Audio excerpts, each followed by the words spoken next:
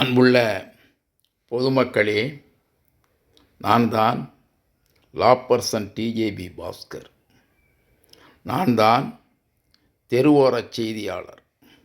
நான் தான் சமூக சீர்திருத்தாளர். கிட்டத்தட்ட 50 ஆண்டுகளாக 60 ஆண்டுகளாக இந்த மக்களுக்காக பாடுபட்டு வருகிறேன். தற்போது என்னுடைய உடல்நலம் பாதிக்கப்பட்டுள்ளது. இரவு முழுவதும் எனக்கு தூக்கம் கிடையாது. சரியான சாப்பாடு கிடையாது. கையிலும் பணம் கிடையாது. பலவிதமான துன்பங்களுக்கு ஆளாகி நான் வீட்டிலே இருக்கிறேன். என் பெயரிலே வீடு, நிலம் எதுவும் கிடையாது. என் மனைவிக்கு சொந்தமான வீட்டில் தான் நான் வசிக்கிறேன். அவர்கள் என்னை வீட்டை விட்டு போங்க என்று சொல்வதற்கு முன்னாடி நான் வீட்டை விட்டு போவதற்கு தயாராக இருக்கிறேன். எனக்கு வயது 78 ஆகுது. நான் பத்திரிகை ஆசிரியராக இருந்தேன். பத்திரிகை நிருபராக இருந்தேன். சமூக சீர்திருத்தாளராக இருந்தேன். தீண்டாமையை ஒழிக்க பாடுபட்டேன். எல்லாம் கடைசியில் வயதான காலத்தில் எல்லாமே என்னை விட்டு போய்விட்டது. இப்போது இருப்பது ஒரு உடல். அதற்கு ஒரு அழுக்கு பேண்ட், ஒரு அழுக்கு டிஷர்ட், ஒரு அழுக்கு கோட்டு. இதுதான் என்னுடைய மூலதனம். இந்த ஓட்டை உடசில் நிறைந்த இந்த செல்ஃபோன் தான் எனக்கு இப்போ சொத்தாக இருக்கிறது. நான் இந்த மக்களுக்கு சேவை செய்ய விரும்புகிறேன். தொடர்ந்து சேவை செய்ய விரும்புகிறேன். நான் மரணமடையும் வரை இங்கே சேவை செய்ய விரும்புகிறேன். ஆனால் எனக்கு யார் உதவுவார்கள்? வீட்டில் இருப்பவர்கள் என் மீது மன வருத்தத்தில் தான் இருக்கிறார்கள். அவர்களாக என்னை வீட்டை விட்டு போக சொல்வதற்கு முன்னாடி நானே வீட்டை விட்டு போய்விடலாம் என்று இருக்கிறேன். யாராவது எனக்கு உதவுவீர்களா? யாராவது என்னுடைய சேவைக்கு யாராவது கை கொடுப்பீர்களா? நான் ஒரு நாளைக்கு 2 மணி நேரம் தான் தூங்குவேன். அந்த நாளிலிருந்து அந்த நாள் வரை, நான் சிறுவனாக இருந்த காலத்திலிருந்து, பின்னர் படித்து கொண்டிருந்த காலத்திலிருந்து, நான் அரசாங்க வேலையில் இருந்த காலத்திலிருந்து, பின்னர் ஹோமியோபதி மருத்துவராக நான் படித்து மருத்துவ தொழில் செய்திருந்த காலத்திலும் கூட ஒரு நாளைக்கு 2 மணி நேரம் தூங்குவேன். இப்பொழுது நான் மருத்துவராக இல்லை. நான் மருத்துவம் செய்யவில்லை. ஆனால் இன்றைக்கும் நான் மக்களுக்காக சேவை செய்து கொண்டிருக்கிறேன். தெரு தெருவாக சென்று செய்திகளை சேகரித்து அதை என்னுடைய யூடியூப் சேனலில் போடுகிறேன். இதுவரை நான் நடத்திய சட்ட போராட்டங்கள் லட்சக்கணக்கில் இருக்கும். அந்த சட்ட போராட்டங்களிலே எந்த வன்முறையும் இல்லாமல் தான் நடத்தியிருக்கிறேன். ஆகவே இந்த தமிழ் மக்களுக்கு நான் என்ன செய்யப் போகிறேன் என்று எல்லோரும் கேட்கிறீர்கள். இந்த இளைஞர்கள் நலமுடன் வாழ்வதற்கும் வளமுடன் வாழ்வதற்கும் தடையாக இருப்பது மது. அந்த மதுவை ஒழிக்க வேண்டும் என்று நான் நினைக்கிறேன். அதற்காக நான் தமிழகம் முழுவதும் சுற்றுப்பயணம் செய்ய விரும்புகிறேன். இதற்கு பொதுமக்களின் உதவி எனக்கு தேவைப்படுகிறது. ஏதாவது கொஞ்சமாவது உதவுவீர்களா? நீங்கள் கொஞ்சமாவது எனக்கு உதவி செய்தால், எனக்கு ஒரு சிறிய வாகனம் வாங்கி கொடுத்தால் அதிலே சென்று தமிழகம் முழுவதும் சுற்றுப்பயணம் செய்வேன். என்னால் நீண்ட நேரம் நிற்க முடியாது, நடக்க முடியாது. எனக்கு நீ பெயின், மூட்டு தேய்ந்து போய்விட்டது. எனக்கு லிவரில் கோளாறு இருக்குது. அதை உணவு கட்டுப்பாட்டின் மூலமாக நான் அந்த பாதிப்பிலிருந்து மீண்டு வருகிறேன். அடுத்தபடியாக எனக்கு ஆஸ்துமா நோயும் இருக்குது. அதையும் நான் கட்டுப்பாட்டுக்குள் வைத்திருக்கிறேன். எனக்கு சர்க்கரை இருக்கிறது. அதையும் அளவோடு வைத்திருக்கிறேன். ஆனாலும் எனக்கு மரணம் நாளைக்கே வந்தாலும் கூட அந்த மரணத்தை நான் ஏற்றுக்கொள்வேன். மரணத்தை எதிர்த்து நான் போராட்டம் நடத்த மாட்டேன். ஆனால் இந்த நாட்டிலே இளைஞர்கள் வாழ வேண்டும், வழக்கறிஞர்கள் வாழ வேண்டும், நீதிபதிகள் வாழ வேண்டும், காவல்துறையினர் வாழ வேண்டும், அரசாங்க அதிகாரிகள் வாழ வேண்டும், ஓய்வூதியர்கள் வாழ வேண்டும் என்பதற்காகத்தான் நான் வாழ்கிறேன். நான் வாழ்கின்ற காலத்திலேயே நீதிபதிகளுக்கு அதிகமான சம்பளத்தை நான் பெற்றுக் கொடுத்து விடுவேன்.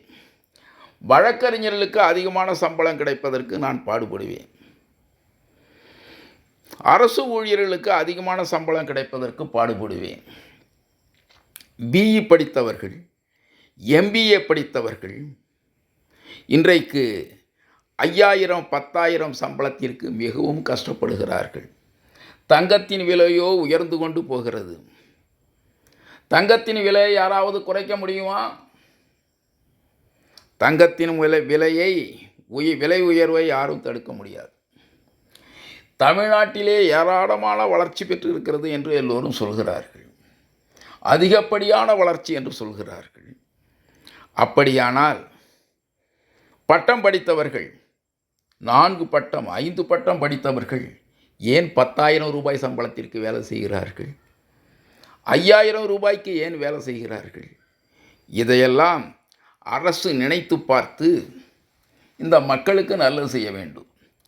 பிஎல் படித்துவிட்டு வழக்கறிஞர்கள் வெளியே வருகிறார்கள். அவர்கள் வழக்கறிஞர்களாக பணியாற்றுகிறார்கள். அவர்களுக்கு எவ்வளவு சம்பளம் வருகிறது? மாதம் 5,000 அல்லது 10,000 தான் வருகிறது. அதற்கு மேல் அவர்களுக்கு சம்பளம் இல்லை. தனியார் பள்ளிகளிலே 4 பட்டம் 5 பட்டம் படித்தவர்கள் ஆசிரியர்களாக பணிபுரிகிறார்கள். அவர்களுக்கு எவ்வளவு சம்பளம் தெரியுமா? சொன்னால் நம்ப மாட்டீர்கள். 10,000 தான். 4 டிகிரி வாங்கிய தனியார் பள்ளி ஆசிரியர்கள், ஒரு நாளைக்கு 10 மணி நேரம் வேலை செய்யக்கூடிய தனியார் பள்ளி ஆசிரியர்கள் 10,000 8,000 சம்பளத்திற்கு வேலை செய்கிறார்கள். இதை அரசு மாற்றியமைக்க வேண்டும். அரசு எல்லோருக்கும் வேலைவாய்ப்பை உறுதிப்படுத்த வேண்டும். இதை நான் அரசிடம் வலியுறுத்துவேன். அரசாங்கம் எனக்கு தண்டனை கொடுக்குமானால் தண்டனை நான் ஏற்றுக்கொள்வேன். என்னை கைது செய்தால் நான் நீதிமன்றத்திலே ஜாமீன் கேட்க மாட்டேன். சிறையிலே இருப்பேன்.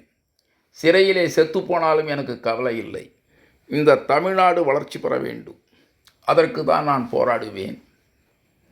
அது மட்டுமல்லாமல் பெண்களின் உரிமையை பாதுகாக்க முடியவில்லை யாராலும். பள்ளிக்கூடத்திற்கு போகும் பெண் குழந்தைகள் பாதுகாப்பாக வீட்டிற்கு வருவார்களா என்ற ஐயப்பாடு உள்ளது. அதை போக்க வேண்டும். குற்றங்களை தடுக்க வேண்டும். காவல்துறையிலே படித்த இளைஞர்களுக்கு ஒரு 50,000 பேர்களுக்காவது ஒரு 5 லட்சம் பேர்களுக்காவது படித்தவர்களை காவல் நிலையத்திலே காவலர்களாக நியமிக்க வேண்டும். இது என்னுடைய கருத்து அல்ல, பொதுமக்களின் கருத்து. நான் தினமும் சுமார் 1000 பொதுமக்களை சந்தித்து வருகிறேன். எனக்கு அரசியல் கட்சி கிடையாது, ஜாதி மதம் கிடையாது, எதுவுமே கிடையாது. அது மட்டுமல்லாமல் இன்றைக்கு பல துயரத்திலே மக்கள் வாழ்ந்து கொண்டிருக்கிறார்கள். இதை நான் மத்திய மாநில அரசுகளுக்கு சட்டப்படி தெரியப்படுத்துவேன். வேலைவாய்ப்பு இல்லாமல் படித்தவர்கள் எப்படி வாழ முடியும்? படித்தவர்கள் வாழ வேண்டும் என்று சொன்னால் வேலைவாய்ப்பு அவர்களுக்கு நிச்சயமாக்கப்பட வேண்டும். அரசாங்கம் இருக்கும், ஆனால் வேலைவாய்ப்பு இல்லை என்று சொன்னால் என்ன செய்ய முடியும்? வேலைவாய்ப்பை அரசு உறுதிப்படுத்த வேண்டும். கல்வியில் சிறந்த தமிழ்நாடு என்கிறார்கள், உண்மைதான். ஆனால் வேலைவாய்ப்பில் சிறந்த தமிழ்நாடு என்று யாராவது சொல்ல முடியுமா?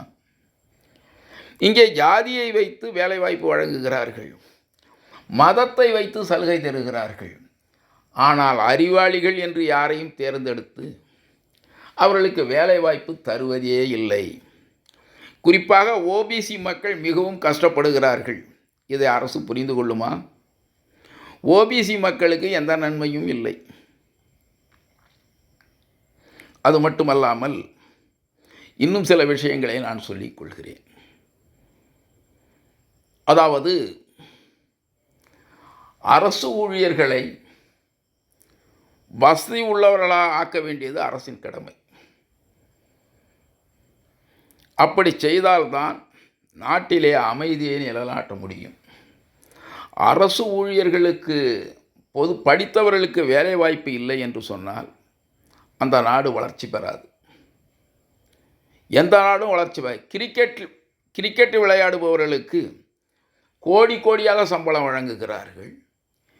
செஸ் விளையாடுபவர்களுக்கு கோடி கோடியாக பணத்தை கொட்டி கொடுக்கிறார்கள். ஆனால் நல்ல தகுதியுள்ள ஒரு நீதிபதிக்கு ஏதாவது பரிசு கொடுக்கிறார்களா? நீதிபதிகளுக்கு போதுமான சம்பளம் இல்லை. அவர்கள் சொல்ல மாட்டார்கள், ஆனால் நான் தான் சொல்லுவேன். வழக்கறிஞர்களுக்கு போதிய சம்பளம் இல்லை, வருமானம் இல்லை. காவல்துறையினருக்கு வருமானம் இல்லை. இது ஒரு நாட்டின் வெற்றியை உறுதிப்படுத்தாது. காவலர்களுக்கு அதிகமான சம்பளம் வேண்டும், அதிகமான சலுகைகள் வேண்டும். நீதிபதிகளுக்கு அதிகமான சம்பளம் வேண்டும். நீதிபதிகளை யாரும் மிரட்டக்கூடாது. இதை நான் உங்களுக்கு சொல்லிக்கொள்ள ஆசைப்படுகிறேன். பத்திரிகை நிருபர்களை மிரட்டக்கூடாது, யூடியூபர்களை மிரட்டக்கூடாது. இப்படியெல்லாம் செய்தால்தான் இந்த நாட்டிலே கம்யூனல் ஹார்மோனி, மத நல்லிணக்கம் நிலைத்திருக்கும். எத்தனை பேர்கள் தேர்தலில் நின்றார்கள், ஜெயித்தார்கள் என்பதெல்லாம் முக்கியமில்லை. இந்த நாட்டிலே எத்தனை ஏழைகளுக்கு வேலை வாய்ப்பு கிடைத்திருக்கிறது, அதை பார்க்க வேண்டும். என் தலைவர் காமராஜர் ஆட்சி செய்யும்போது படித்துவிட்டு வருபவர்களுக்கு அப்போதே வேலை கொடுத்தார். 5ஆம் வகுப்பு படித்தவர்களுக்கு அரசு வேலை கொடுத்தார். 8ஆம் வகுப்பு படித்தவர்களுக்கு அரசு வேலை கொடுத்தார். ஆனால் இன்றைக்கு எத்தனை டிகிரி வாங்கினாலும் வேலை வாய்ப்பு இல்லை. சில பேர் விமானத்தில் பறக்கிறார்கள். ஆனால் ஏழைகளோ படித்த இளைஞர்களோ வயிற்று பிழைப்புக்காக பட்டினி கிடக்கிறார்கள். இதையெல்லாம் அரசு போக்க வேண்டும். குற்றங்குறைகளை போக்கி இந்த நாட்டிலே நன்மையை உருவாக்க வேண்டும். ஏழை மக்களின் துயர்களை அரசு துடைக்க வேண்டும். அது மட்டுமல்லாமல் தவறு யார் செய்தாலும் அவர்களை தண்டிக்க வேண்டும்.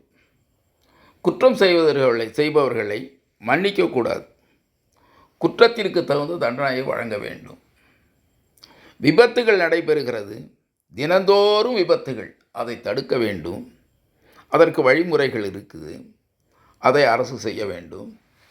இங்கே ஈரோட்டிலே ரங்கம்பாளையம், அங்கே ரோட்டை கடந்து செல்ல முடியாது. அவ்வளவு போக்குவரத்து நெரிசல். அங்கே ஒரு டிராஃபிக் கான்ஸ்டேபிளை நிறுத்தினால் நன்றாக இருக்கும். அதே போல் ஈரோடு KK நகரிலே ரோட்டை கடந்து செல்ல முடியாது, சிறிய ரோடு தான், ஏராளமான வாகனங்கள். அங்கேயும் ஒரு காவலரை நிறுத்தி போக்குவரத்தை சீர்படுத்த வேண்டும்.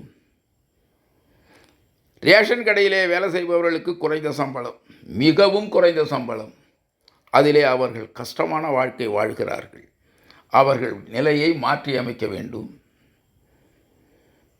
ரேஷன் கடையிலே போடுகின்ற அரிசி தரமற்றதாக இருக்குது, அதை தரமுள்ளதாக கொடுக்க வேண்டும். இப்படி செய்தால் ஒரு மாநிலம் எழுச்சி பெறும், வெற்றி பெறும் என்று கூறுகிறேன். என் பெயர் TJB பாஸ்கர், லா பர்சன், சோஷியல் ரீஃபார்மர், தெருவோர செய்தியாளர், மேன் ஆஃப் கம்யூனல் ஹார்மோனி. எனக்கு யாராவது உதவி செய்ய முடியுமா? எனக்கு யாராவது உதவி செய்தால் நான் ஒரு நாளைக்கு 20 மணி நேரம் மக்களுக்காக பாடுபடுவேன். எனக்கு யாராவது உதவி செய்வார்களா? உதவி செய்தால் நான் பல அரிய திட்டங்களை இந்த நாட்டிலே கொண்டு வருவேன். யாரும் செய்ய முடியாத திட்டங்களை கொண்டு வந்து இந்த நாட்டை, இந்த தமிழகத்தை வளமுள்ளதாக மாற்றியமைப்பேன். யாராவது எனக்கு உதவி செய்வீர்களா? உதவி செய்தால் நான் இருகரங்குப்பி அவர்களுக்கு நன்றி தெரிவிப்பேன். எனக்கு ஒரு வாகன வசதி யாராவது செய்து கொடுங்கள். அப்படி செய்தால் நான் இன்னும் கோடிக்கணக்கான மக்களுக்கு நன்மையை செய்வேன். எது எப்படியோ நான் ஒரு ஏழையாக இருந்தாலும், சொந்த வீடு இல்லாத மனிதனாக இருந்தாலும் கூட இந்த நாட்டிலே சமூக சீர்திருத்தங்களை கொண்டு வருவேன். அதாவது பெண்களின் உரிமையை நான் காப்பாற்றுவேன். பெண்கள் எக்காரணத்தை கொண்டும் கொலை செய்யப்படக்கூடாது. குழந்தைகளின் உரிமையை காப்பாற்றுவேன். குழந்தைகளை யாரும் கொலை செய்யக்கூடாது. குழந்தைகளை கற்பழிக்கக்கூடாது. அது மட்டுமல்லாமல் இன்றைக்கு ஒரு செய்தியை நான் கேள்விப்பட்டேன். இருமல் மருந்து சாப்பிட்டதனால் 2 குழந்தைகள் இறந்து விட்டதாக வேறு மாநிலத்திலே ஒரு செய்தி வந்திருக்கிறது. நீங்கள் இருமல் மருந்தை குழந்தைக்கு கொடுக்கும் பொழுது அதை பெற்றோர்கள் வாயில் ஊற்றி குடித்து பார்த்துவிட்டு குழந்தைகளுக்கு கொடுப்பது நல்லது. டிஜேபி பாஸ்கர் சமூக சீர்திருத்தாளர், மக்களின் தொண்டர், மத நல்லிணக்க அறிஞர், 985 முத்தம்பாளையம் ஹவுசிங் யூனிட், ஈரோடு 9. நன்றி, வணக்கம்.